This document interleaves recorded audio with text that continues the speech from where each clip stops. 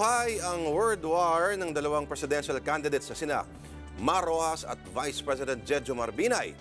Muli kasi inungkat ni Binay ang isyu ng underspending ng administrasyon. Tila sinadya raw ito para magamit sa kampanya ng kanilang pambato sa eleksyon na si Mar Rojas. Bilang tugon, inungkat din ni Rojas ang mga kaso ng korupsyon na binabato naman kay Binay. Meron naman hong pere.